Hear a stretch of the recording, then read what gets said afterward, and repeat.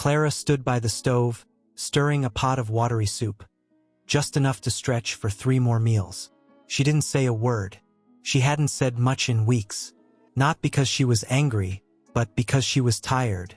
Tired of pretending everything was fine when their dreams were crumbling faster than the plaster on their ceiling. Maybe I should just leave, Daniel muttered, more to himself than to her. Clara turned slowly, her eyes wide with disbelief. Leave, Daniel, we have children.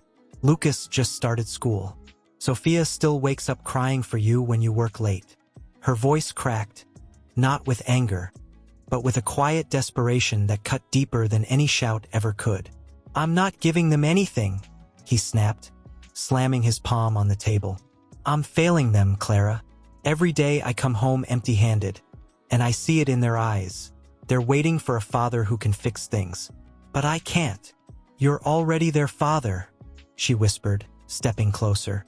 That's enough. But Daniel wasn't listening. He was already lost in the shame of his own failure, convinced that love couldn't pay bills or fill empty stomachs. He looked at Clara, not as the woman who'd held him through layoffs, illnesses, and sleepless nights, but as a reminder of everything he hadn't become. A week later, he was gone. No note, no goodbye, just an empty closet and a silence so heavy it made the children cry without understanding why. Clara never told them he abandoned them. She said Daddy had to go away for work, that he loved them very much, and every night, before tucking them in, she kissed their foreheads and whispered, "One day, he'll come back." She didn't say it because she believed it. She said it because they needed to believe it. And Daniel, he boarded a bus with nothing but a duffel bag and a heart full of excuses. He told himself it was temporary, that he'd return once he'd made something of himself. But deep down, in the quiet corners of his soul, he refused to visit. He knew the truth: he hadn't left to find success. He'd left to escape shame, and in doing so, he left behind the only people who ever saw him as enough, even when he had nothing. Now, years later, standing in a tailored suit outside a grand hotel where crystal chandeliers glittered like promises, Daniel adjusted his cufflinks and smiled for the cameras. He was no longer the man who fled in the rain. He was Daniel Moretti, self-made entrepreneur, soon-to-be husband to Isabella Delgado, heir to a legacy of elegance and influence. His past was buried, or so he thought, because today, of all days, he'd done something cruel, not out of hatred, but out of pride. He'd sent an invitation to her, to Clara, not because he missed her, not because he wanted reconciliation, but because he wanted everyone to see the woman he'd left behind, the one who stayed poor while he soared, and know that he'd chosen wisely, that he'd escaped. He imagined her arriving in worn shoes, eyes downcast, shrinking under the weight of judgment. He pictured the whispers. That's his ex, the one he left. No wonder he moved on. It would be his final victory. What he didn't know, what he couldn't possibly imagine, was that Clara had spent the last 5 years not drowning in regret, but building a life from the wreckage he left behind. And tonight she wouldn't come broken. Corner, her lifeline, her sanctuary, her silent partner in survival. Outside, the city buzzed with indifference, but here, every stitch was a prayer. It was just past 6 in the morning. Sophia, still in her pajamas dotted with tiny stars, curled against her mother's side, clutching a stuffed rabbit with one ear chewed off. "Mama," she whispered, voice thick with sleep. "Why doesn't Daddy come to my school play?" Clara's hands stilled for just a heartbeat. She didn't look up right away. Instead, she smoothed the seam of the dress she was mending. A client's heirloom, delicate lace frayed at the edges. She took a breath, slow and steady, as if drawing strength from the very air. "Because grown-ups sometimes get lost, sweetheart," she said gently, finally meeting her daughter's eyes. "But that doesn't mean they don't love you." "But Lucas says he saw him last week, in a big car, with a lady." Clara's chest tightened, but her voice remained soft, unwavering. "People change paths, my love, but your heart, yours stays true. And that's what matters." From the doorway, Lucas appeared, backpack slung over one shoulder, his expression too old for 10 years. She's asking because Mrs. Alvarez said at parent-teacher night that I don't have a father listed on my emergency contact. Again. Clara set down her needle. She stood, brushing flour-dusted flour from her apron. She'd baked bread before dawn to save money, and walked to him. Kneeling, she cupped his face in her hands. Her palms were rough from work, but her touch was tender. "Listen to me," she said, her voice low but firm. "You have a father. His name is Daniel, and whether he shows up or not, you are not less. You are smart, kind, and brave. And you come from love. From my love, every single day." Lucas blinked hard, fighting tears he thought only little kids cried. Then why did he leave us? The question hung in the air like smoke. Thick, suffocating, impossible to ignore. Clara pulled both children into her arms, holding them as if she could shield their hearts with her own body. "I don't know, baby," she admitted, her voice trembling just slightly. Maybe he was scared. Maybe he thought he wasn't enough. But that was his fear, not yours, not mine, and certainly not ours together. She kissed the tops of their heads, breathing in the scent of their hair. Soap, sunshine, childhood. "We are enough just like this. Just us three." Later that day, after walking them to school, Sophia skipping ahead, Lucas glancing back to make sure she was still there, Clara returned to her room. The rent was due. The electricity bill had a red stamp, and the client who'd promised to pay for 3 dresses still hadn't called. She sat at her machine again, fingers numb, eyes burning. For a moment, she let herself lean forward, forehead resting on the cool wood of the table. One tear fell onto the fabric beneath her. Just one. Then she wiped it away, straightened her shoulders, and threaded the needle once more.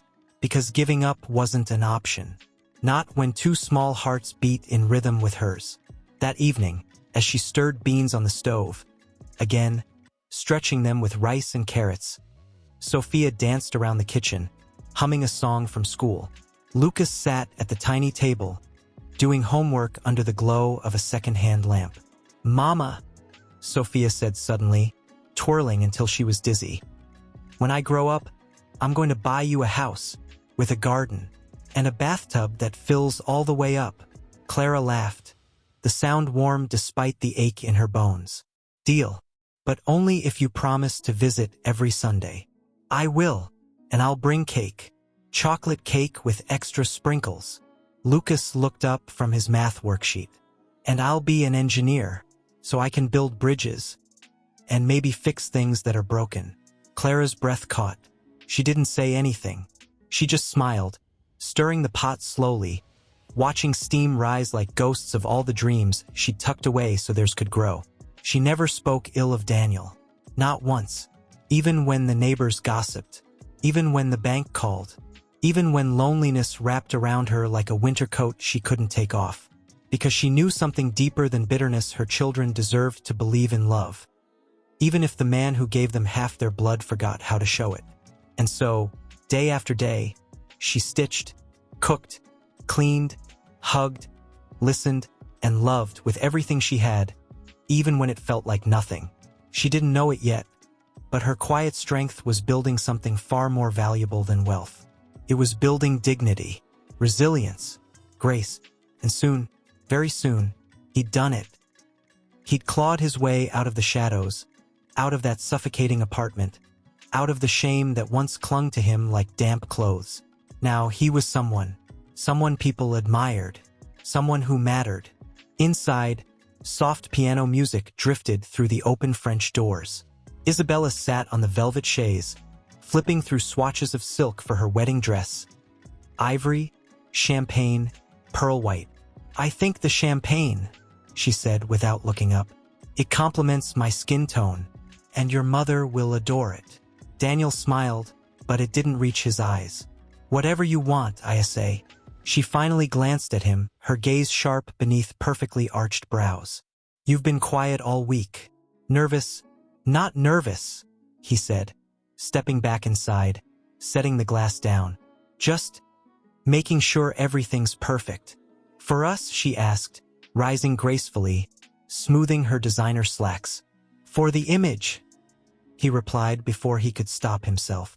Isabella paused. A flicker of something, doubt, curiosity, crossed her face, but she masked it quickly with a practiced smile. Well, darling, this wedding isn't just a union. It's a statement. The Moretti-Delgado alliance will be talked about for years. He nodded, but his mind drifted. To a small kitchen. To a boy asking why his father never came to soccer games. To a woman who never begged, never cursed, never even raised her voice when he left. By the way, Isabella said casually, picking up an envelope from the marble table. Your assistant confirmed the guest list. Everyone's RSVP'd. Even her. Daniel froze. Clara. She actually said yes. Isabella's tone was light, almost amused. I have to admit, I'm surprised. I assumed she'd have too much pride, or too little means, to show up. Daniel's throat tightened. He hadn't expected her to come. He'd sent the invitation as a silent dare, a cruel flourish to prove how far he'd risen and how far she'd fallen. But now she was coming. Good, he said, forcing confidence into his voice. Let her see what real success looks like. Isabella studied him, her eyes narrowing slightly. You really think she'll come alone in that old coat she probably still wears?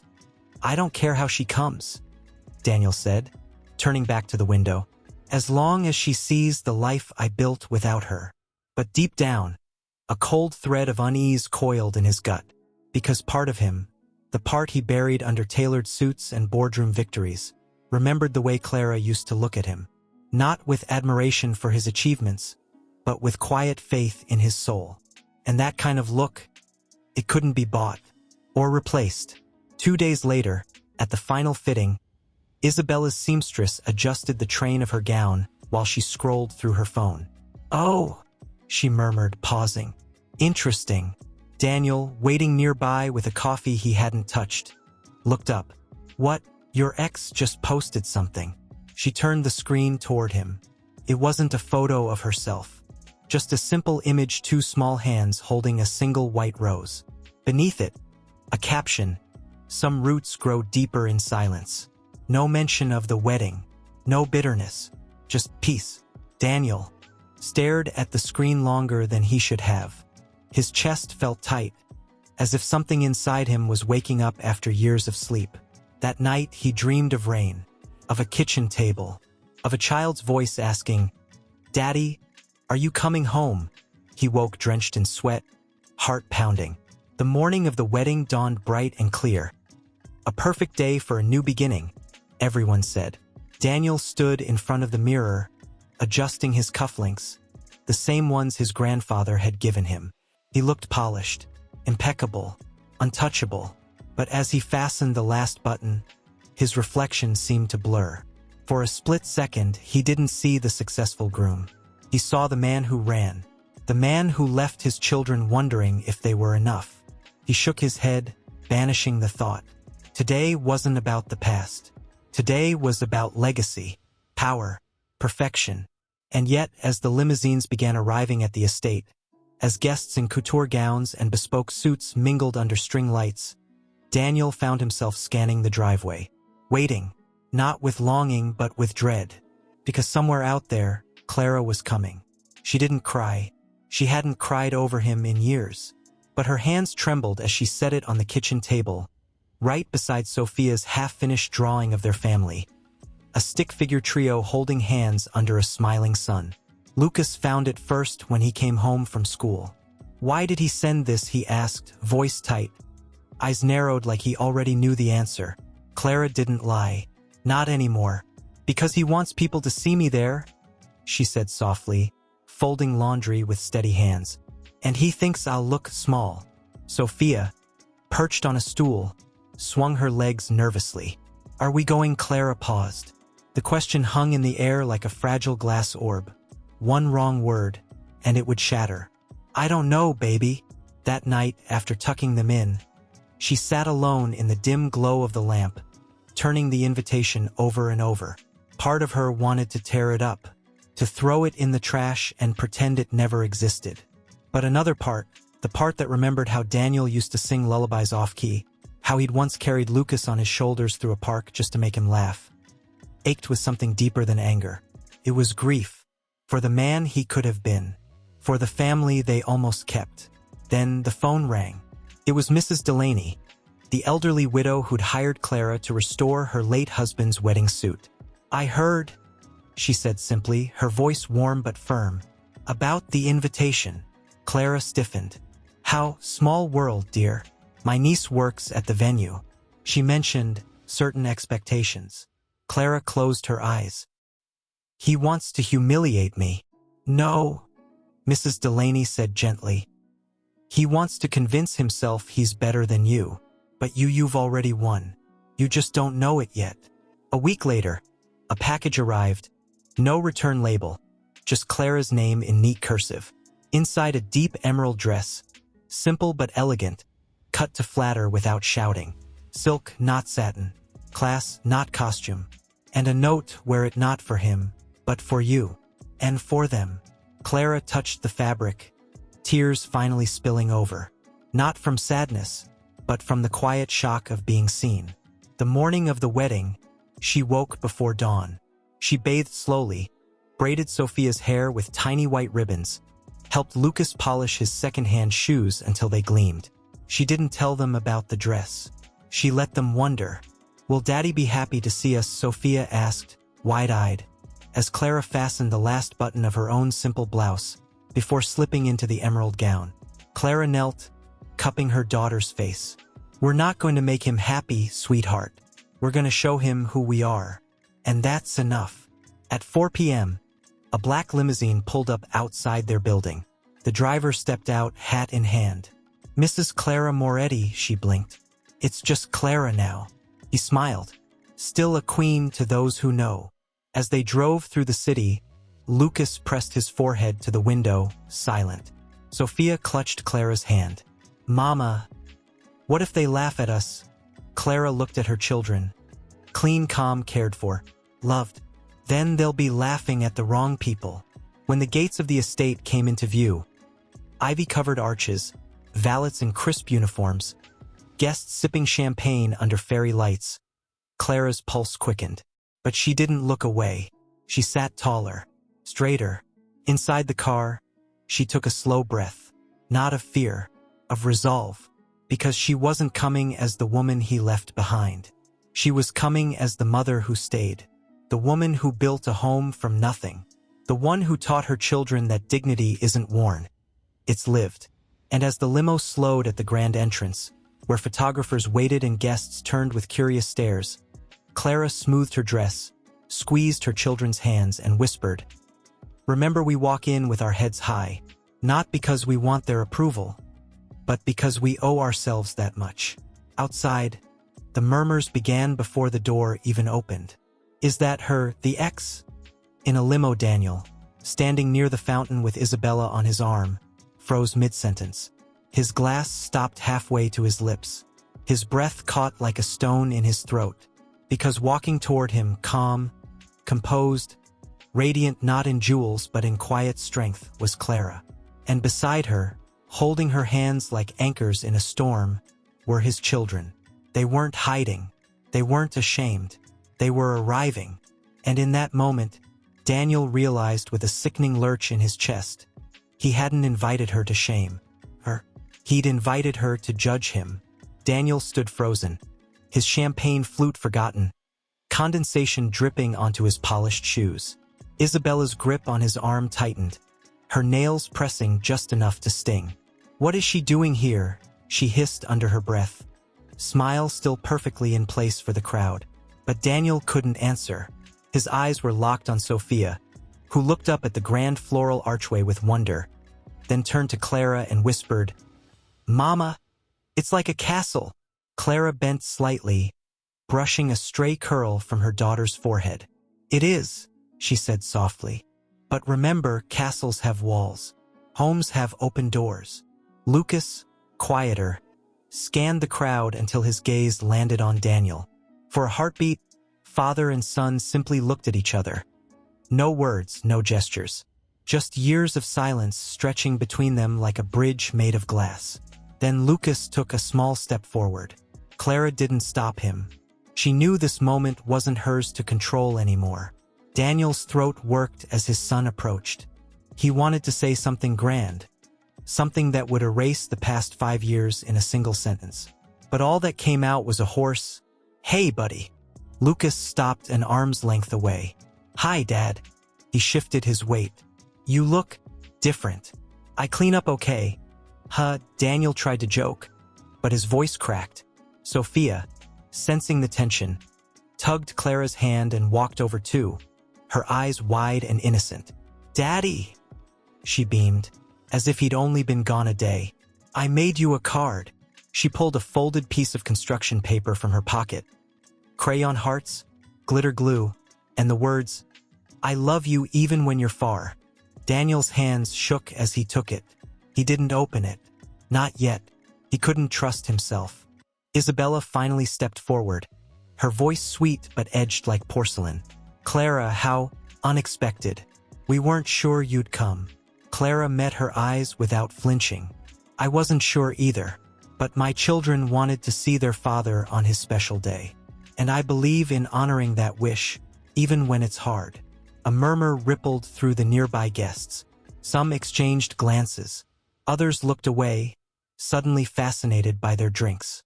Daniel finally found his voice.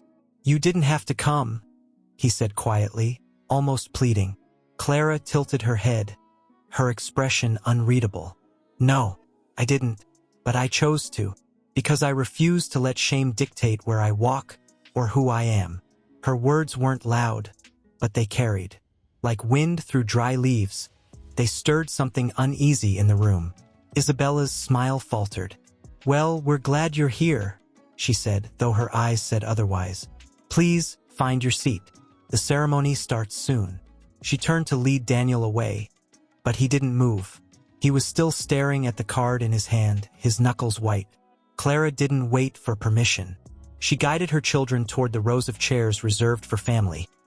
Yes, someone had actually placed their names on the seating chart. Clara, Lucas, and Sophia Moretti, as if they still belonged. An elderly woman in pearl earrings leaned toward her neighbor. "That's the ex-wife. She carries herself like royalty." "She raised those children alone," another whispered back, "while he chased fortunes." Clara sat, smoothing her dress, her posture calm, but inside her heart hammered. Not from fear of judgment, but from the raw vulnerability of being seen. Truly seen.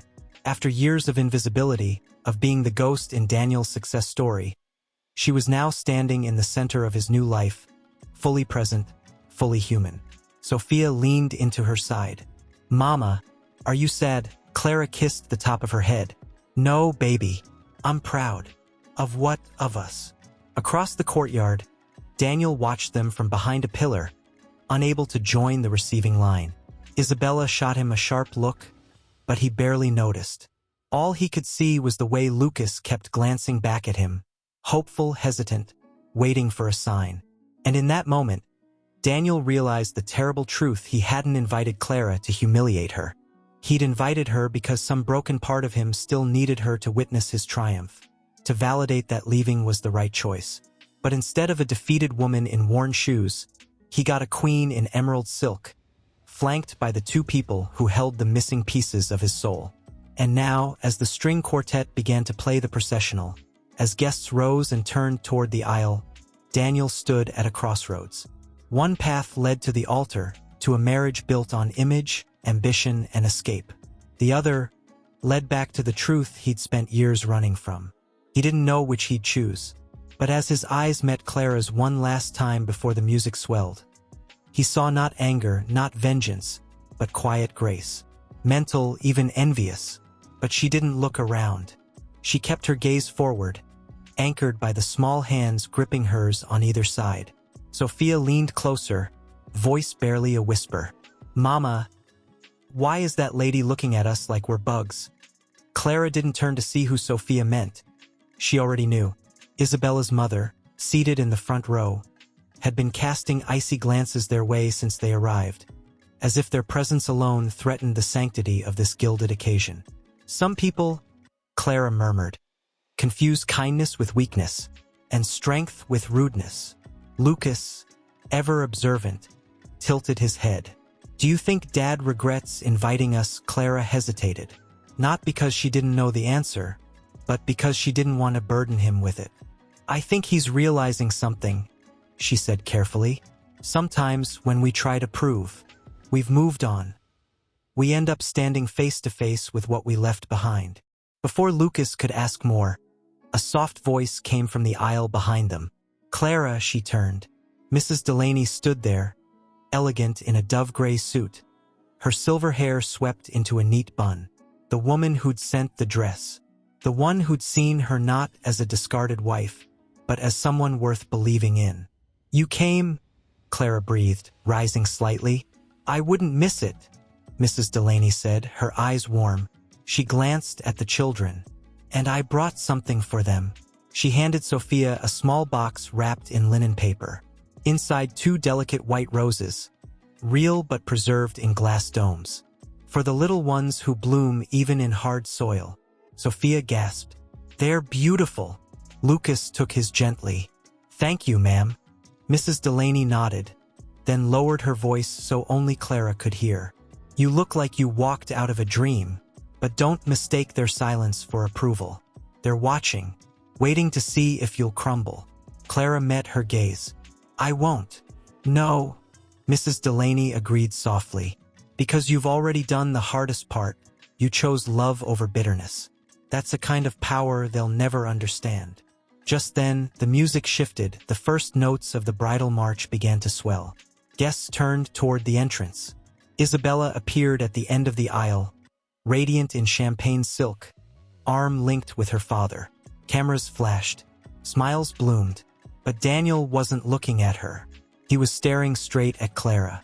And in that shared glance, across rows of strangers, across years of silence, something passed between them. Not longing, not anger, but recognition. A silent acknowledgement that the story they thought was over was still being written. Isabella noticed. Her step faltered for half a second.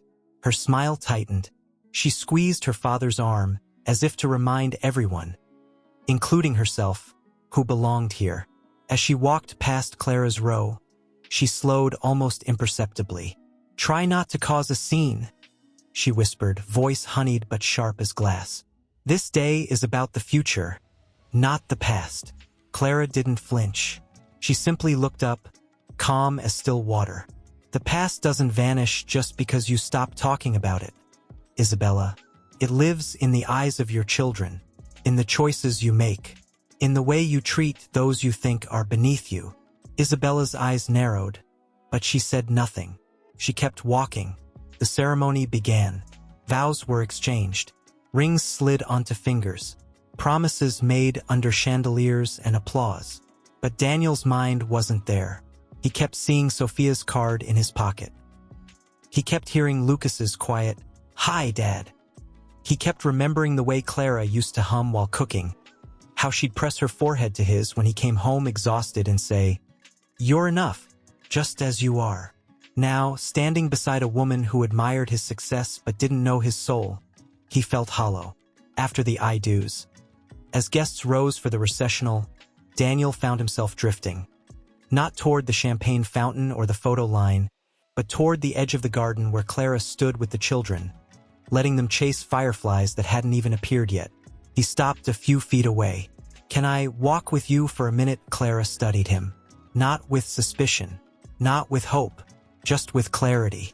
"Only if you're ready to talk to me. Not the ghost of who you think I am." He swallowed. "I think I am." They walked slowly along the stone path, the children ahead of them, laughing at nothing and everything. "I didn't invite you to hurt you," Daniel finally said, voice raw. "But you did," Clara replied gently. "Not because you meant to, but because you forgot that people aren't props in your story. We're real. We feel. We remember." He stopped walking. "I've missed so much." "Yes," she said. "You have." A long silence stretched between them, filled only by the distant laughter of guests and the rustle of leaves. Then, from ahead, Sophia turned and called out, Daddy, look, a real firefly. Daniel looked at Clara, eyes glistening. Can I go see it with her? Clara nodded. Go. And as he actually ran, to catch up with his daughter, something inside Clara cracked open. Not pain, not regret, relief, because maybe, just maybe, it wasn't too late. And as the sun dipped below the horizon, painting the sky in gold and violet, the limousine that had brought them here waited quietly at the gate. Not as an escape, but as a promise. Was dancing to. But out here, near the old oak at the edge of the estate, time seemed to slow. Daniel knelt in the grass beside Sophia, cupping his hands around the tiny flicker of light she'd caught. See, she whispered, eyes wide with wonder. It's magic. He smiled, a real one, unguarded. It is. Lucas stood nearby, arms crossed, watching his father with cautious curiosity. He hadn't spoken much since the ceremony, but his silence wasn't cold. It was waiting. Clara lingered a few steps behind, arms wrapped around herself, not out of discomfort, but because her heart felt too full to contain. She watched Daniel gently open his palms so the firefly could rise again, watched Sophia squeal as it spiraled into the darkening sky. And in that moment, she saw not the man who left, but the boy he once was, before pride and fear twisted him. Then, from the terrace, a voice cut through the quiet like shattered glass. Daniel, darling, your speech is next. Isabella stood framed by the French doors, silhouette sharp against the warm light behind her. Her smile was perfect, her tone polite, but her eyes cold, calculating, locked onto Clara like a warning. Daniel stood slowly, brushing grass from his trousers. He looked at Clara, then at his children. I have to go. Sophia tugged his sleeve. Will you come back? He hesitated. I'll try. But Lucas spoke up, voice low but steady. You always say that. The words landed like stones. Daniel flinched. Clara stepped forward, placing a hand on Lucas's shoulder. It's okay, she said softly. Then to Daniel, go. Do what you need to do. He nodded, but his feet wouldn't move. Not yet, because something had shifted. The script he'd written for this day, the triumphant groom, the forgotten past, was unraveling. And in its place stood a truth he couldn't ignore. These children weren't ghosts. They were flesh and blood and longing. And they were his. Inside the grand tent, guests were seated at long tables draped in ivory linen. Centerpieces of white peonies and gold candles cast a dreamlike glow. At the head table, Isabella adjusted her veil, her expression unreadable as she watched Daniel approach. You took your time, she murmured as he sat her down. I was with my kids, he said simply. A beat of silence. Then, with a brittle laugh, they're not your kids tonight, Daniel. Tonight, you belong to me. He looked at her, really looked, and for the first time, he saw not the poised heiress, but a woman who measured love in appearances, loyalty in obedience. And he wondered, had he chosen her because he loved her, or because she reflected the man he wanted to be? The MC tapped the microphone. Ladies and gentlemen, please welcome the groom for his speech. Applause rose. Daniel stood, smoothing his jacket, gripping the note cards in his pocket. Carefully rehearsed lines about destiny, partnership, new beginnings. But as he faced the crowd, his eyes drifted past the sea of designer gowns and tailored suits, straight to the back row. There they were, Clara, sitting tall, Sophia leaning against her, Lucas watching him with those quiet, knowing eyes. His throat tightened. He pulled out the cards, then folded them and placed them on the podium. I didn't write much, he began, voice rougher than he intended, because I thought I knew what this day was about. Success, status, a fresh start. He paused, swallowed. But today, someone reminded me that real success isn't measured in bank accounts or headlines.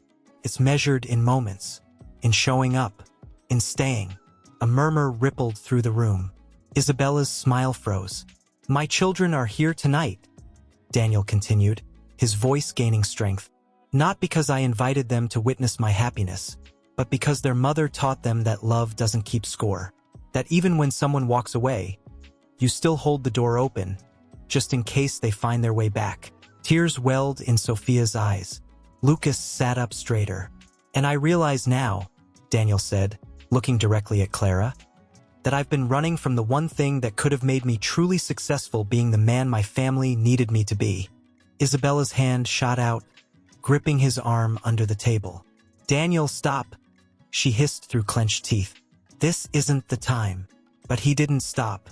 Maybe I can't undo the past, he said, voice breaking. But I can choose what comes next.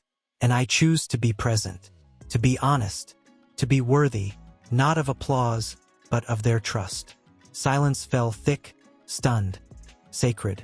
Then, from the back, Sophia stood up and clapped. Just once, then again. Lucas joined her. And then, slowly, Mrs. Delaney rose to her feet. Then another guest, and another, until half the room was standing. Not for the groom's wealth or charm, but for the raw, trembling courage of a man finally facing his truth.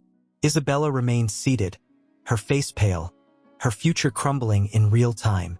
And Clara, she didn't clap. She just looked at Daniel with tears streaming silently down her cheeks. Not of sadness, but of release. Isabella didn't move.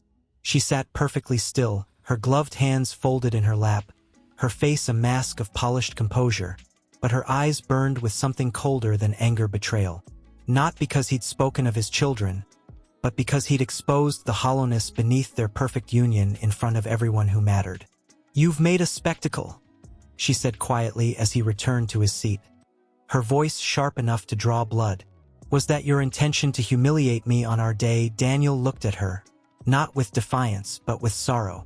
I didn't mean to hurt you, I say, but I couldn't stand up there and pretend my life began when I met you. Didn't. It fractured long before, and I've been lying to myself ever since. She turned away, jaw clenched. Then go. Go be the hero they think you are. But don't expect me to wait while you play house with the past. He didn't argue. He just stood, walked past the stunned guests, past the untouched champagne flutes, past the cake that now seemed like a monument to a future that would never be, and headed straight for the back of the tent. Clara was already gathering the children's things, her movements calm but urgent, as if she sensed the storm coming. Don't leave yet, Daniel said, his voice raw. She paused but didn't turn. We've seen what we came to see, Daniel. You spoke your truth. That's enough. It's not enough for me, he whispered, stepping closer. Not anymore. Sophia looked up at him, eyes wide. Are you coming with us? The question hung in the air like a fragile bird, hopeful, trembling. Lucas watched him, arms crossed, waiting for the familiar retreat, the empty promise, the slow fade into silence. Daniel knelt again, this time in front of both of them. I can't undo the years I missed, he said, voice cracking. But I can start tonight. If you'll let me. Clara finally faced him. Her eyes were red-rimmed, but steady. What does that mean? Daniel, a weekend visit, a birthday card next year, because we've had those before, and they don't fill the space where a father should be. I know, he said, swallowing hard, and I don't expect forgiveness, but I'm asking for a chance to show up every day, to school plays, soccer games, bedtime stories, even when it's messy, even when I mess up. Lucas studied him for a long moment. Then, quietly, why now, why not last year or the year before? Because the question deserved honesty. Daniel answered without flinching. Because I thought success would make me feel whole. But standing up there, seeing you two in that crowd, I realized I've been building a life on sand. And the only thing real, the only thing that ever mattered, was what I left behind. Tears spilled down Sophia's cheeks. She stepped forward and wrapped her small arms around his neck. I missed you, Daddy. Daniel held her tightly, his shoulders shaking. I missed you more than you'll ever know. Lucas didn't hug him, not yet, but he uncrossed his arms. And when Daniel looked up at him, the boy gave the smallest nod. Not trust, not yet, but the possibility of it. Clara watched them, her heart breaking and mending all at once. She wanted to believe, but belief had cost her too much before. Just then, Isabella appeared at the edge of the tent, her wedding gown trailing behind her like a ghost. Daniel, she called, voice icy. Your mother is asking for you. The photographers are waiting for the couple's portraits. He didn't look at her. Tell them I won't be taking any. Her breath hitched. You're choosing this over everything we built. I'm choosing to build something real, he said softly. Isabella's eyes flicked to Clara, then to the children. For the first time, something like fear crossed her face. Not of losing Daniel, but of realizing that the life she'd curated so carefully had no soul. She turned and walked away without another word. The night deepened. Guests began to whisper, to slip away, unsure whether to mourn a wedding or witness a rebirth. Mrs. Delaney approached, placing a gentle hand on Clara's arm. You don't have to decide anything tonight, she murmured. Let him prove it. Words are easy. Time is the true test. Clara nodded, tears glistening. I know. Daniel stood, still holding Sophia's hand, Lucas now walking beside him. Where are you staying? He asked. The same place we always do, Clara said simply. Above the laundromat. Room 3B. He smiled faintly. I remember the smell of lavender detergent. You remembered that.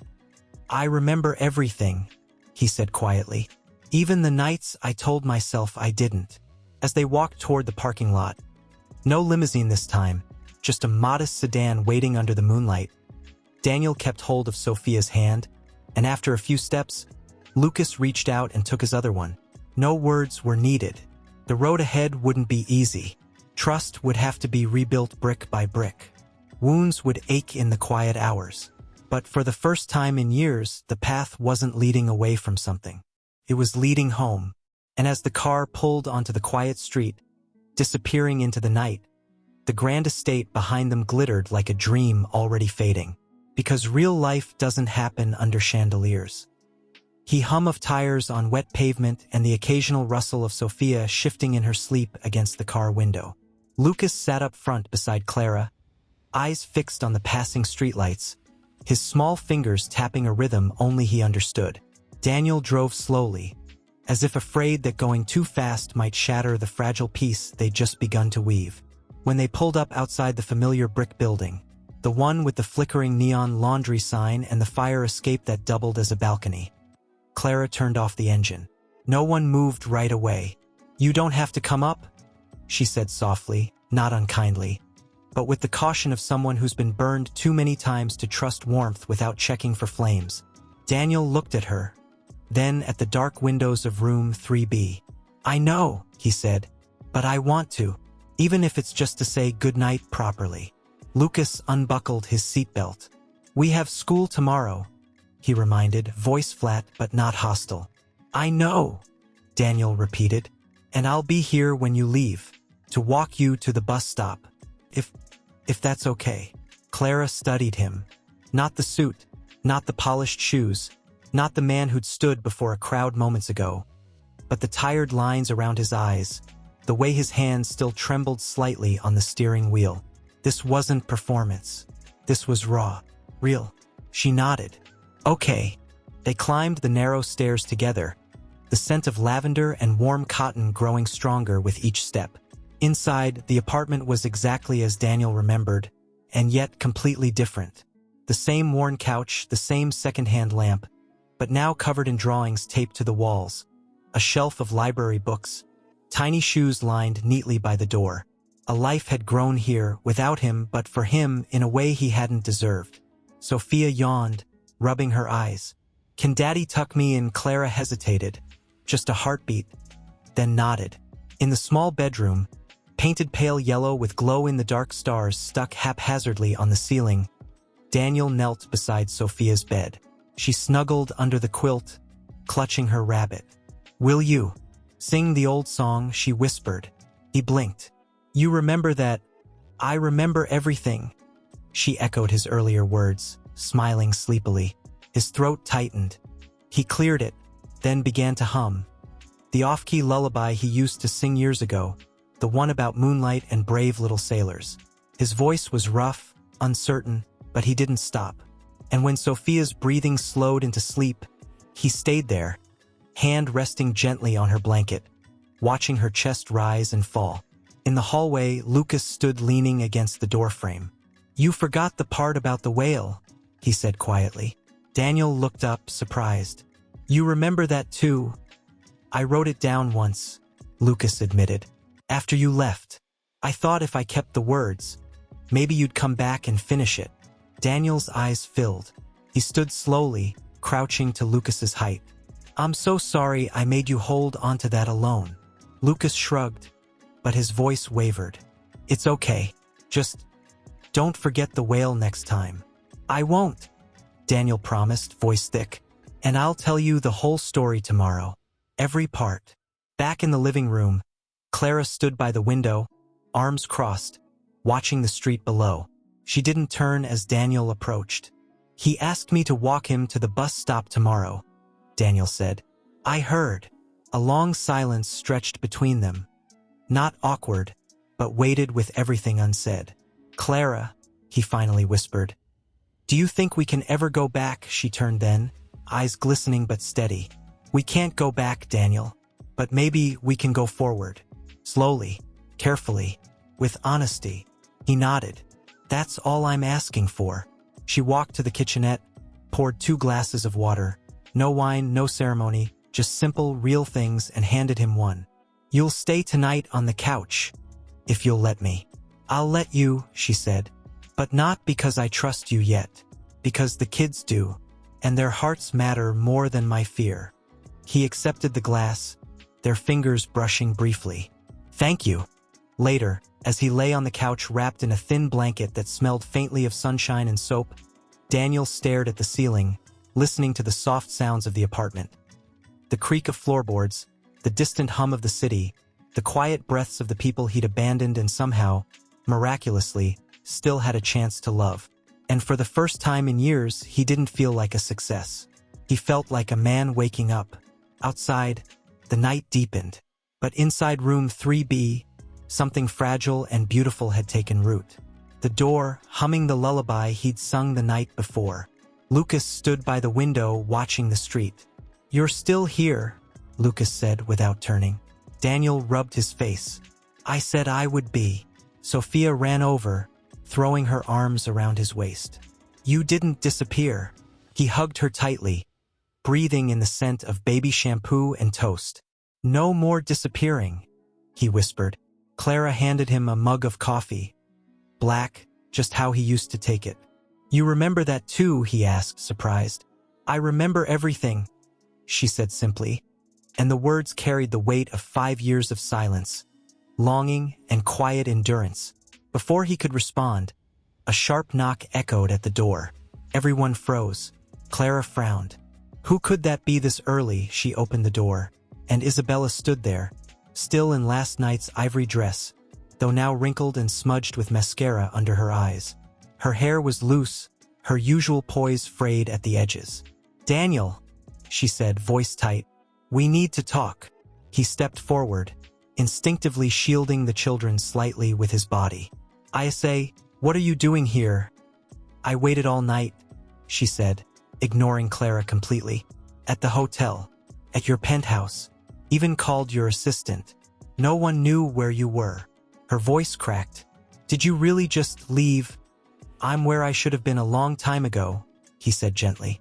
Isabella's gaze flicked past him, to the tiny apartment, the second-hand furniture, the children watching with wide eyes.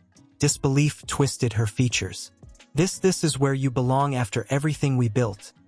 "We didn't build anything real, I say," he said. "We built an image. And last night, I realized I don't want to live inside a frame anymore." Her breath hitched. For the first time, the armor cracked. "Was I not enough?" "It's not about you," he said, pained. "It's about me finally seeing what I walked away from. You deserve someone who chooses you with his whole heart, not someone who's still running from his own." Tears welled in her eyes, but she blinked them back fiercely. "Don't make me the villain in your redemption story, Daniel. I loved you the way you let me love you." "I know," he said softly, "and I'm sorry I couldn't give you more." She looked at Clara then, really looked at her. Not with jealousy, but with something like reluctant awe. "You stayed," she murmured, "even when he left." even when he forgot. Clara met her gaze without flinching. I stayed for them, not for him. Isabella nodded slowly, as if understanding something fundamental. Then she turned to Daniel one last time. The engagement is off. The contracts, the press statements, I'll handle it. But don't contact me again. Don't send flowers. Don't write letters. Just disappear from my life the way you appeared in hers. And with that, she turned and walked down the stairs, her heels clicking like a countdown ending. Inside, silence settled once more. Sophia tugged Daniel's sleeve. Was that your new wife?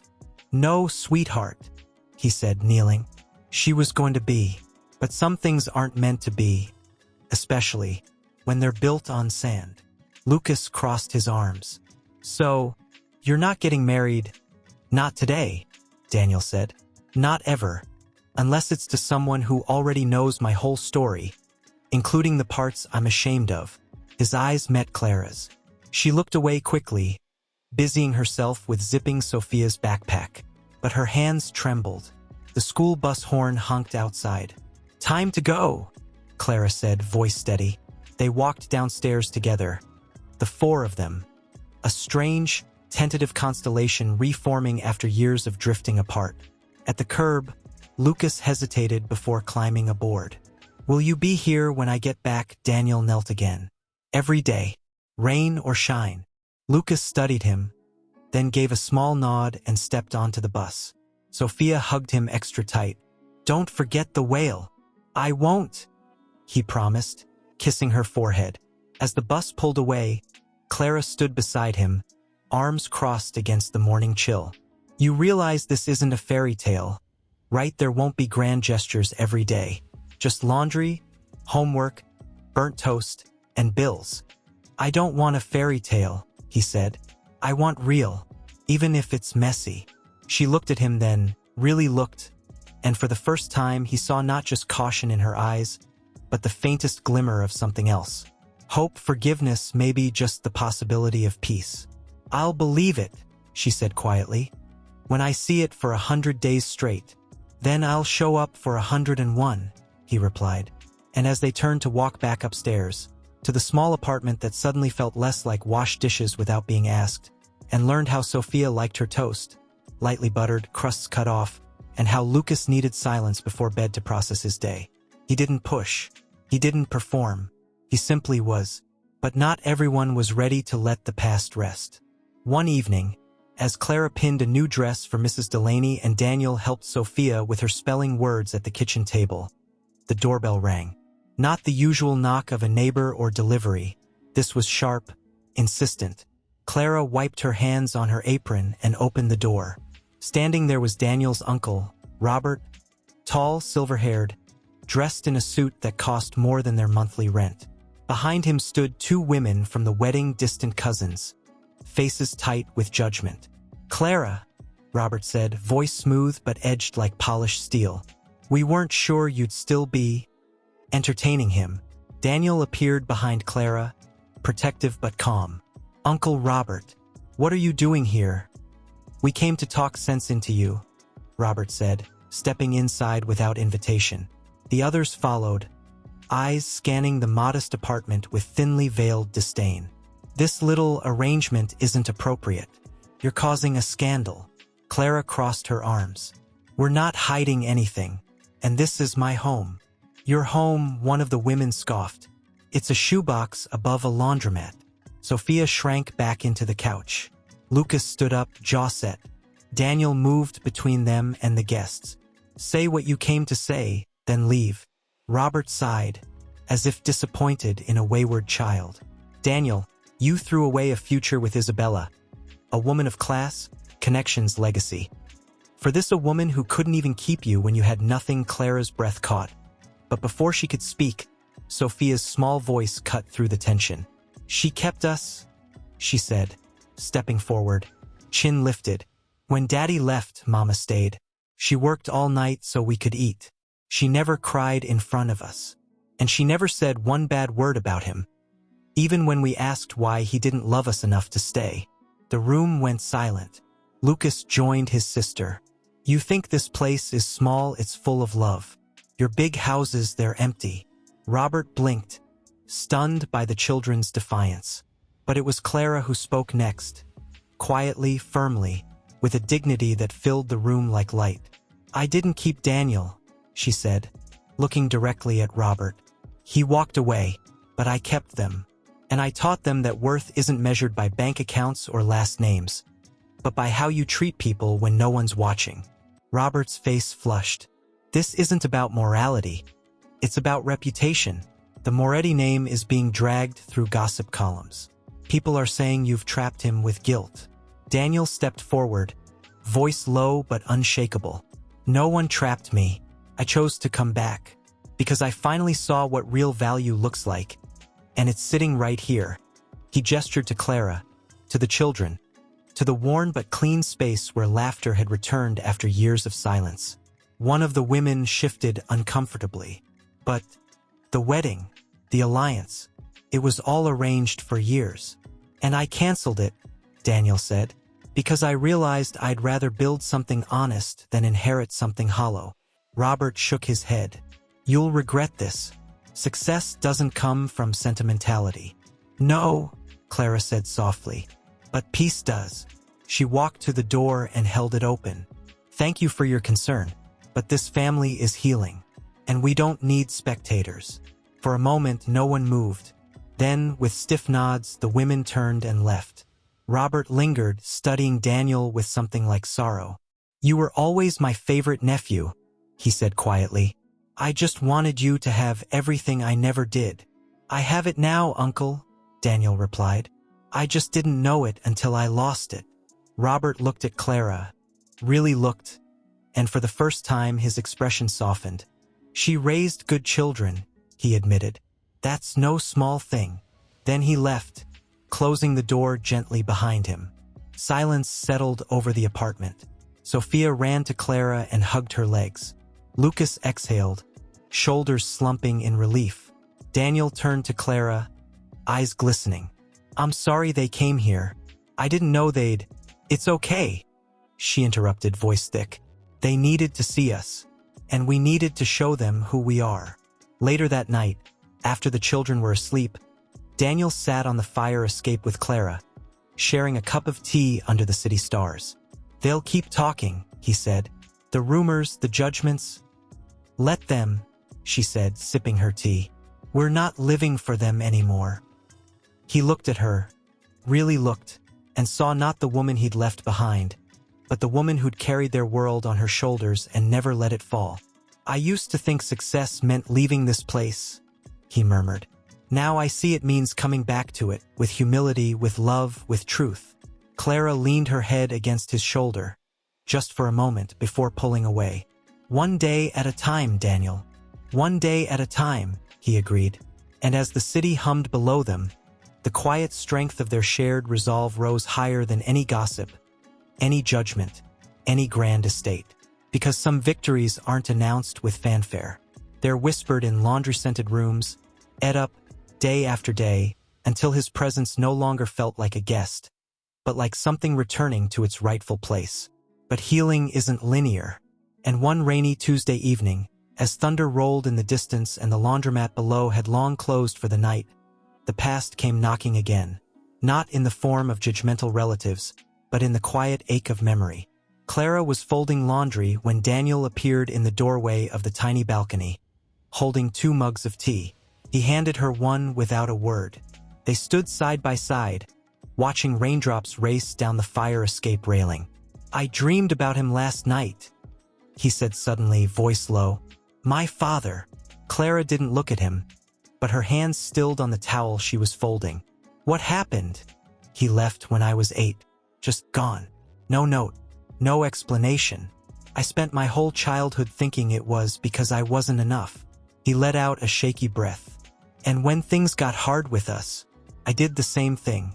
To my own kids. The rain fell harder now, drumming against the metal stairs like a heartbeat. I thought I was protecting them, he whispered. From my failure. From my shame. But all I did was make them feel abandoned. Just like I did. Clara finally turned to him. Her eyes were soft, but searching. Why are you telling me this now? Because I need you to know. I'm not asking for forgiveness to ease my guilt. I'm asking for a chance to be different. Not because I deserve it, but because they deserve better. A silence stretched between them, filled only by the rain and the distant wail of a siren. Then Clara set her mug down and stepped closer. Do you remember the night you left? The rain was just like this. Daniel flinched. I've never forgotten. You stood by the door, she said, voice trembling slightly. And you said, I'll come back when I'm someone. But Daniel, you were already someone. You were their father. That was enough. He looked down, shame burning in his chest.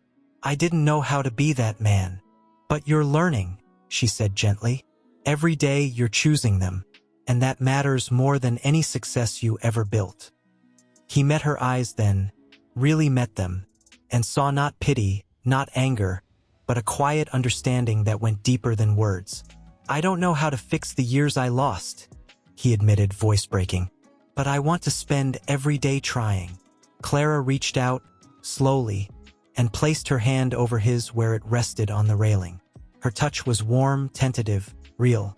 You don't have to fix the past, she said softly. You just have to honor it by being present now. Inside, Sophia called out from her room, voice sleepy. Daddy, can you check for monsters? Daniel smiled faintly. Always. He turned to go, but paused. Clara, do you think we could ever... He couldn't finish the sentence. The hope in it felt too fragile. She looked at him for a long moment, rain glistening in her hair. I don't know, she said honestly. But I know this love isn't about grand returns. It's about showing up even when you're scared, even when you've failed, even when the world says it's too late. He nodded, throat tight. Then I'll keep showing up. And as he disappeared into the dim hallway towards Sophia's room, Clara stayed on the balcony, watching the rain wash the city clean. Somewhere in the quiet, something shifted, not with fanfare, but with the gentle certainty of roots finding soil again. Because sometimes, the most powerful love stories aren't about first chances, but second ones. Earned, not given, built from his mug. His mind heavy with a decision he'd been circling like a bird afraid to land. He'd been offered a new opportunity, a partnership in a development firm across the country, a fresh start, a bigger office, more money, the kind of offer he once would have leapt at without hesitation. But now it felt like a test, because this time, fresh start didn't mean escape. It meant leaving again. He heard soft footsteps behind him. Clara stood in the doorway, wrapped in a faded robe, her hair loose over her shoulders. She didn't speak. She just poured herself a cup and sat across from him. You're thinking about it? She said after a long silence. He looked up, surprised. How did you know? Your eyes get quiet when you're weighing something heavy. She wrapped her hands around the mug. Is it a good offer? It's everything I used to want, he admitted. A corner office, equity, recognition. She nodded slowly, gaze steady. And what do you want now? The question hung between them like a thread pulled taut. He looked toward the hallway where the children still slept. I want to be here. Every school play, every scraped knee, every bedtime story. I don't want to miss another first, or be a voice on the phone saying, I'll visit soon. Clara studied him. Then why are you even considering it? Because part of me wonders if staying here, working odd jobs, sleeping on this couch is holding them back. Maybe they deserve more than this apartment. More than me trying to rebuild from nothing. Her expression softened, but her voice was firm. Daniel, listen to me. They don't need more things. They need you. Present. Steady. Real. That's the more they've been waiting for. He swallowed hard. What if I fail again? What if you don't? She countered gently. You've already done the hardest part. You came back. Now you just have to stay. Just then, Sophia shuffled into the room, rubbing her eyes. Daddy, are you leaving again? Daniel's heart stopped. No, sweetheart. Never again. She climbed onto his lap, resting her head on his chest.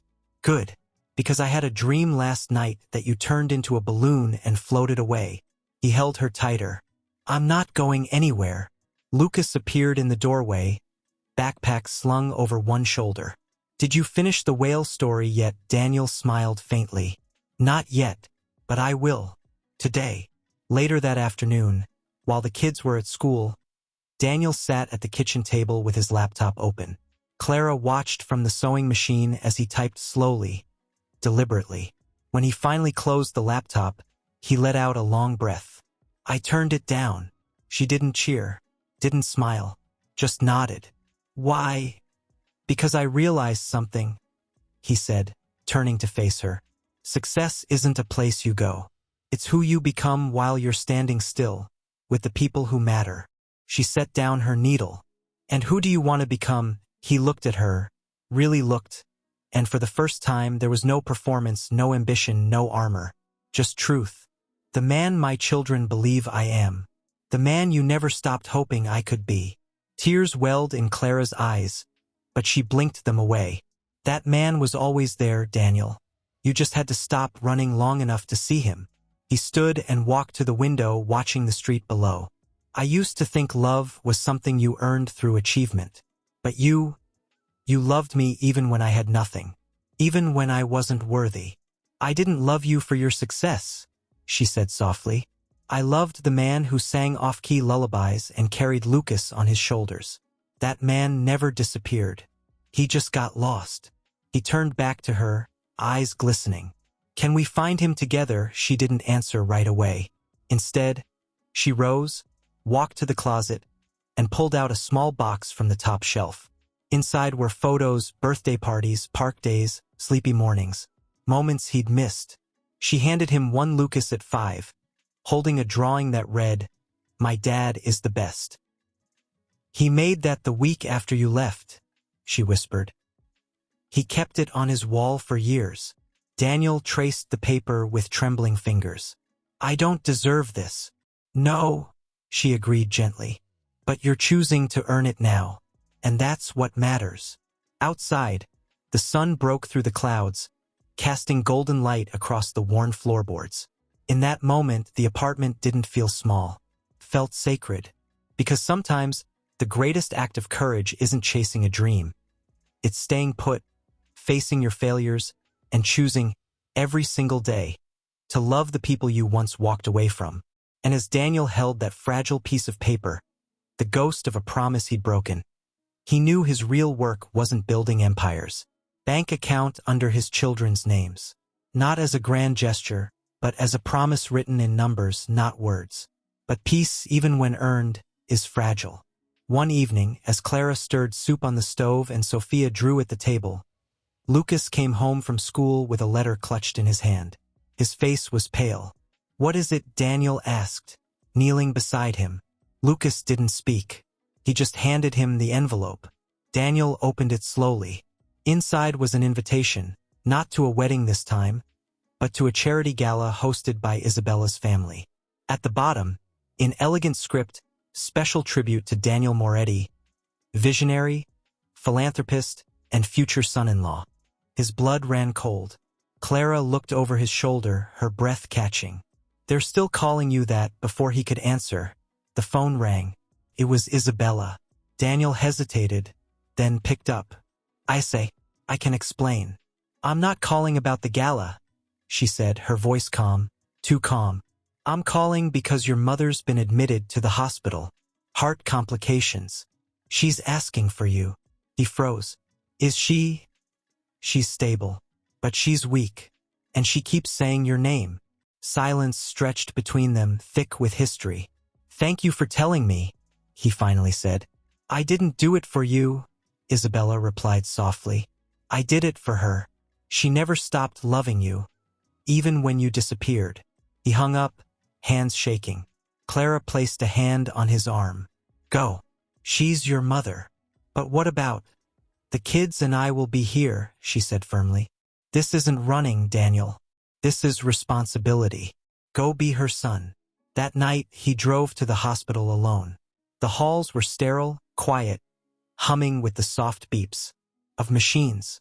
His mother lay in bed, frail beneath white sheets, her silver hair spread across the pillow like moonlight. "Mijo," she whispered when she saw him, tears filling her eyes. You came. He took her hand, rough with age, and knelt beside the bed. I'm sorry I wasn't here. You were lost, she said gently. But you're back now. That's what matters. She squeezed his hand. I heard about the wedding, about Clara, about the children. A faint smile touched her lips. You finally chose love over pride. He bowed his head. I'm trying. Good, she murmured. Because love isn't a destination. It's a daily choice. And you've chosen well. Later, as he sat in the dim hospital room, watching her sleep, his phone buzzed. A message from Clara. Kids are asleep. They asked if you'd read them the whale story tomorrow. I told them you would. He typed back, tell them I'll add a lighthouse, so the sailors never get lost again. He stayed until dawn. When he returned to the apartment, exhausted but lighter, Clara was waiting with coffee and toast. No questions, just presence. How is she? She asked. Better, he said. And she asked about you. Said you must be extraordinary to raise such kind children. Clara looked down, a small smile playing on her lips. She's right about one thing. He raised an eyebrow. Which? That I'm raising them. She met his eyes. But you're finally helping. He didn't reply. He just reached across the table and covered her hand with his. This time she didn't pull away. Later that day, Daniel called the gala organizers. Remove my name, he said. And please, don't refer to me as future son-in-law. I'm not. Then he called Isabella. Thank you for telling me about my mother. There was a long pause. I saw a photo online, she said quietly. You at the bus stop with Lucas. You were fixing his shoelace. I was. You look peaceful. I am. Another silence. Then softly, goodbye, Daniel. Goodbye, ISA. He hung up, and for the first time in years there was no regret, only release. That evening, as the four of them ate dinner together, simple pasta, laughter over spilled milk, Sophia insisting the whale in the story needed a hat, Daniel realized something profound. He hadn't canceled a wedding to return to Clara. He'd canceled it to return to himself. And in this small apartment, filled with mismatched chairs and second-hand dreams, he'd finally found the life he'd been running toward all along. Not in wealth, not in applause, but in the quiet miracle of being known, now waited by the window every afternoon, not out of habit, but anticipation. Or how Sophia saved half her sandwich at lunch for Daddy, even though he always packed his own. But the biggest change wasn't in the children, it was in Daniel. He no longer spoke of making up for lost time. He simply lived in the present, fully, fiercely. He attended parent-teacher conferences, helped Clara fix the radiator when it sputtered in February, and learned to sew a button back on Sophia's favorite coat. Badly, but with love. He still slept on the couch, not because Clara asked him to, but because he respected the space between them, the slow, sacred rebuilding of trust. Then came the evening of Lucas's school talent show. Clara stood backstage, adjusting her son's tie, a deep blue one Daniel had bought him. Because whales live in blue water, he'd said with a wink. Lucas fidgeted, palms sweating. What if I mess up the poem, he whispered. Daniel knelt, meeting his eyes. Then you'll be like me, human. And that's okay. Lucas looked at him, searching. You used to hate being human. You wanted to be perfect. Daniel's breath caught. I did. And it almost cost me everything. From the wings, Sophia tugged Clara's sleeve. Mama, is Daddy staying? After Clara glanced at Daniel, who stood quietly, watching his son with eyes full of pride and something softer. Awe, maybe, or grace. He's staying, she said firmly. The auditorium filled quickly. Parents in folding chairs, teachers with clipboards, siblings whispering excitedly. When Lucas's name was called, he walked to the center of the stage, paper trembling in his hands. He took a deep breath and began to read. My dad left once, not in a spaceship, not in a storm, just in silence. But he came back, not with gold or crowns, but with time, with bedtime stories, with shoelaces tied, with I'm sorry and I'm here. And I learned the bravest thing a man can do isn't building towers. It's kneeling down to say, I was wrong. Let me try again. A hush fell over the room. Some parents wiped their eyes. A teacher sniffled. Backstage, Daniel stood frozen, tears streaming silently down his face. Clara reached for his hand without thinking, and this time, their fingers laced together naturally, like they'd never been apart. After the show, as families hugged and cameras flashed, Lucas ran straight to Daniel and threw his arms around him. Did you like it? Daniel held him tightly, voice thick. It was the most beautiful thing I've ever heard. Later, walking home under streetlights just beginning to glow, Sophia skipped ahead while Lucas walked between his parents. Quiet, content. You know, Daniel said softly, not looking at Clara but keeping his voice low, just for her. I used to think love was something you proved with grand gestures, but it's not. It's showing up for the small things. The poems, the shoelaces, the burnt toast. Clara smiled faintly. And the laundry. And the laundry, he agreed. They reached the building. As they climbed the stairs, Daniel paused outside the door to room 3B. Can I ask you something? She turned, keys in hand. Always. Do you think maybe I could stop sleeping on the couch? She didn't answer right away. She studied him, not with suspicion, but with the careful tenderness of someone guarding a fragile flame. Why? She asked. Because I don't want to just be present in their lives, he said, voice barely above a whisper. I want to be present in ours. If you'll have me. She looked down, then back up, eyes glistening. It's not about having you, Daniel. It's about trusting you. I know. Another silence. Then, slowly, she unlocked the door. The spare pillows in the closet, she said, stepping inside. And the blankets getting thin. He followed her in, heart pounding not with fear, but with hope. That night, for the first time in years, Daniel didn't sleep on the couch. He lay on a narrow mattress in the second bedroom, still separate, still respectful, but under the same roof, in the same quiet rhythm of breaths and dreams. And as he listened to the soft sounds of his children sleeping down the hall, and Clara moving gently in the kitchen, he realized redemption isn't a single moment. It's 1,000 small choices. To stay, to listen, to kneel, to love without expecting applause. And a performance. Even Clara had begun to relax.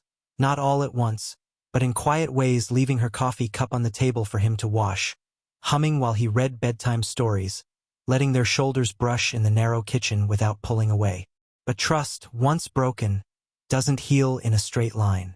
One evening, after tucking the kids in, Clara stood at the sink washing dishes. Daniel dried beside her, sleeves rolled up, forearms still dusted with chalk from helping Sophia with math. The silence between them was comfortable until it wasn't. Mrs. Delaney called today, Clara said, not looking up. Daniel paused. Oh, she's opening a small boutique downtown. Wants to sell my dresses. She finally turned to him, eyes searching. It's a real opportunity, but it means longer hours, maybe even hiring help.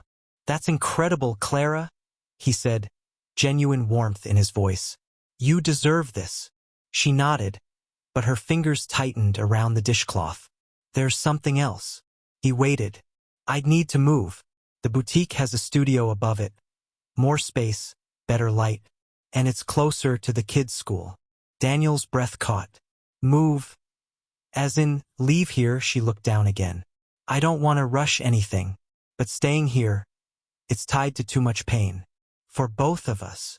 He set the plate down slowly. Are you asking me to go with you? She met his eyes then. Steady, honest, vulnerable. I'm not asking you to follow me, Daniel. I'm asking if you're ready to build something new with intention. Not because you have to, but because you want to. The question hung in the air like a held breath. He leaned against the counter, running a hand through his hair. I used to think love was about grand returns. Now I know it's about showing up every day, even when it's hard, even when you're scared. He looked at her, voice softening. I want to be where you are, not because I owe you, but because I choose you. Every single day. Tears welled in her eyes, but she didn't let them fall. It won't be perfect. There will be days I doubt you. Days you'll feel like you're not enough. And I'll stay, he said firmly. Not to prove I've changed, but because I don't want to live without you seeing me try. Just then, Sophia appeared in the doorway, clutching her rabbit. Mama, Daddy, can I sleep in your room tonight? I had a dream the whale got lost again. Clara opened her arms. Of course, baby. As Sophia climbed onto the couch, still Daniel's bed for now, she looked up at them both. Will we all live together in the new place? Daniel and Clara exchanged a glance, a silent conversation passing between them in a heartbeat. Yes, Clara said softly. If Daddy wants to. Daniel knelt beside Sophia, brushing hair from her forehead. I do. More than anything. Later, after she fell asleep, they stood on the fire escape under a sky thick with stars. The city hummed below, but up here, it felt like the world had stilled just for them. You know, Clara said quietly, I never stopped loving you. I just stopped believing you'd ever come back. I came back broken, he admitted. But you didn't try to fix me. You just made space for me to heal. She leaned into him slightly, just enough for their arms to touch. Because love isn't about fixing people. It's about walking beside them while they find their way. He turned to her then, heart pounding. Clara, do you think we could ever? She placed a finger gently over his lips. Don't ask me to marry you yet. He blinked. I wasn't going to. She smiled faintly. Good, because I'm not saying yes to a ring. I'm saying yes to mornings making coffee together, to helping with homework, to fighting and forgiving, to building something real, one ordinary day at a time. He took her hand, lacing his fingers through hers. Then that's what I'm asking for. And as the night wrapped around them like a promise, neither spoke again. They didn't need to, because sometimes the most powerful vows aren't spoken in front of crowds or sealed with diamonds. They're whispered in laundry-scented rooms, in shared silences, in the quiet courage of choosing each other not once, but every single day. Daniel had taken on extra shifts at the community center to help with rent, and Clara's dresses, simple, elegant, stitched with soul, were selling faster than she could make them. But it wasn't the success that filled the space, it was the laughter. The way Lucas now left his shoes by the door without being asked. How Sophia insisted on setting 4 places at the table, even when someone was late. How Daniel no longer knocked before entering, but simply called out, I'm home, as if he'd never left. Then came Sophia's 8th birthday. Clara had planned a small party in the courtyard behind the boutique, paper lanterns, cupcakes, a few friends from school. But when Daniel disappeared that morning, saying only, I'll be back before cake, Clara felt that old familiar knot tighten in her chest. Not fear, not exactly, but the ghost of it whispering he always leaves when things get real. She pushed it down. She trusted him. Didn't she? By 3 o'clock, children were laughing, frosting smeared on cheeks, balloons bobbing in the breeze. Sophia wore a new dress Clara had made, ivory with tiny embroidered stars, and kept glancing toward the gate. Do you think he forgot? She asked quietly, twisting a napkin in her hands. Clara knelt, brushing a curl from her daughter's forehead. He wouldn't, but as the minutes ticked past, doubt crept in like shadow. Then, just as Mrs. Delaney began to light the candles, a soft knock came at the courtyard gate. Daniel stood there, slightly out of breath, hair tousled, holding a lumpy, hand-wrapped box tied with twine. His shirt was stained with flour, his shoes dusty. I'm sorry I'm late, he said, voice rough with urgency. I wanted to make it myself. Sophia ran to him, throwing her arms around his waist. You came. He hugged her tightly, then knelt, placing the box in her hands. Open it. She tore the paper carefully, revealing a wooden music box. Carved into the lid was a whale swimming beneath a lighthouse, its beam cutting through stormy waves. She opened it, and a gentle melody began to play, the same off-key lullaby he used to sing. Tears filled her eyes. You remembered. I promised I would, he whispered. Clara watched from a few feet away, heart pounding. He hadn't just shown up, he'd crafted something, with his own hands, for her, for them. Later, after the guests had gone and the last cupcake was eaten, The four of them sat on the small balcony, sharing lemonade under string lights. Lucas held the music box, turning it over in his hands. "You made this," he asked. "With help from Mr. Ruiz at the woodshop," Daniel admitted. "He taught me how to carve. Said every father should leave something behind that lasts longer than words." Lucas looked at him, then nodded slowly. "It's better than words." Sophia curled against Daniel's side, already half asleep. "Will you stay for the whole night?" "Every night," he said, kissing her hair. Clara sat beside him, their shoulders touching. She didn't speak for a long time. Then, softly, "You could have bought something fancy. From a store." He turned to her, eyes earnest. "I didn't want to give her something perfect. I wanted to give her something true. Made with my hands, my mistakes, my love." Clara's breath caught. She reached for his hand, fingers intertwining like roots finding soil. "That's all we've ever needed." He looked at her, really looked, and in that gaze was everything: regret, hope, devotion, humility. "I used to think love was about giving grand things," he murmured. "Now I know it's about giving yourself even when you're imperfect, even when you're scared." She leaned her head against his shoulder. "You're not scared anymore." "I am," he admitted. "But I'm more afraid of losing you again." The city hummed below them, but up here, time seemed to slow. The children slept against them, warm and trusting. The music box played its simple tune on repeat, a lullaby of second chances. And in that quiet moment, Clara realized redemption isn't found in limousines or grand entrances. It's found in flower-stained shirts, in handmade gifts, in showing up. Not once, but the true transformation wasn't in their work. It was in the silence between them. The kind that no longer held ghosts, but comfort. The kind where a shared glance over morning coffee said more than years of apologies ever could. One evening, as rain tapped gently against the windows and the children were tucked in bed, Daniel sat on the couch reading aloud from a book Lucas had brought home, The Boy Who Built a Lighthouse. Clara sat beside him, mending a tear in Sophia's favorite dress, her fingers moving with practiced ease.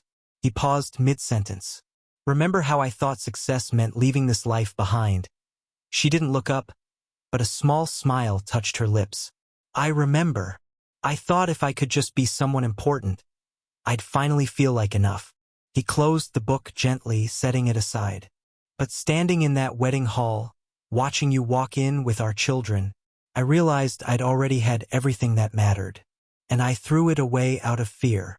Clara finally met his eyes. "You didn't throw it away forever. You came back. Because you left the door open," he said softly. "Even when you had every reason to lock it." She set her needle down. "I didn't leave it open for you, Daniel. I left it open for them. For the chance that one day, their father might remember who he really was." He reached for her hand, turning it over in his own, tracing the calluses from years of sewing, of holding on. "Do you ever wonder what would have happened if I'd stayed? Every day?" she admitted. "But I don't live in that world anymore. I live in this one, the one where you chose to return, where you show up, where you love them even when it's hard." He swallowed hard. "And what about you? Do you think you could ever trust me with your heart again, not just as their father, but as yours?" The question hung in the air like a leaf suspended in wind, fragile, trembling, full of possibility. She looked down, then back up, eyes glistening. "Trust isn't given all at once, Daniel. It's built, brick by brick, day by day, and you've laid so many." He leaned closer, voice barely above a whisper. "Then let me keep building." Outside, the rain softened to a hush. Inside, the space between them seemed to breathe. Just then, Sophia appeared in the hallway, clutching her music box. "Mama, Daddy," the whale song stopped. Daniel stood immediately. "Let me fix it." As he knelt beside her, carefully opening the tiny mechanism, Clara watched him. His focused brow, the tenderness in his hands, the way Sophia leaned into him without hesitation. This wasn't the man who fled in the rain. This was the man who stayed through storms. Later, after the music played again and Sophia drifted back to sleep, Daniel returned to the living room. Clara hadn't moved. He sat beside her, not too close, not too far. I used to think dignity was something you wore, like a suit or a title. But you taught me it's something you carry inside. Even when you have nothing. She turned to him, tears in her eyes. And you taught me that people can change. Not because they want to impress the world, but because they finally see what they almost lost. He took a deep breath. There's something I've been carrying. From his pocket, he pulled a small velvet box. Not flashy, not expensive. Just simple, worn at the edges from being held too often. Clara's breath caught. Daniel? It's not a proposal, he said quickly, sensing her hesitation. Not yet. It's a promise. He opened it. Inside wasn't a ring, but a single white rose, preserved in glass, just like the ones Mrs. Delaney had given the children on the wedding day. I kept it, he said, all this time, because it reminded me that some things are worth protecting, even when they're fragile, even when they've been broken. Clara reached out, fingertips brushing the glass. Why now? Because I need you to know. I'm not asking for your past. I'm asking to walk into the future with you. Side by side.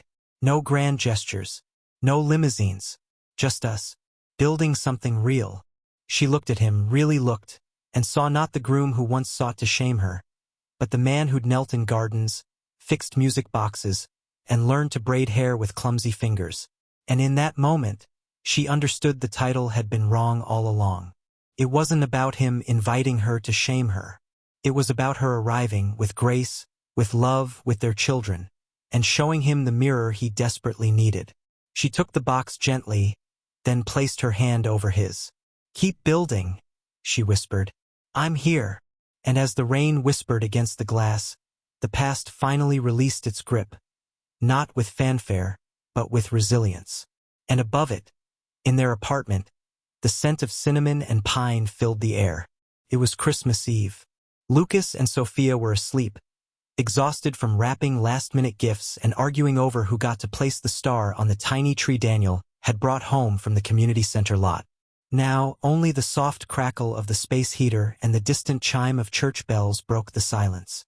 Clara sat by the window, knitting a scarf, deep green, like the dress she'd worn that night at the wedding. Daniel stood behind her, 2 mugs of cocoa in hand. He set one beside her, then leaned against the sill, watching snowflakes spiral down. Remember that night, he asked softly. When you walked in with them, I thought I was showing everyone how far I'd come. But really, I was just standing in front of the one thing I'd thrown away. Clara smiled faintly, not looking up from her needles. I wasn't trying to shame you, Daniel. I just wanted my children to see that dignity isn't about what you wear. It's about how you carry yourself when the world expects you to shrink. He sat beside her, close enough that their shoulders touched. You didn't just carry yourself. You carried us. All these years. She finally looked at him, eyes soft with memory. Because love isn't a feeling. It's a choice.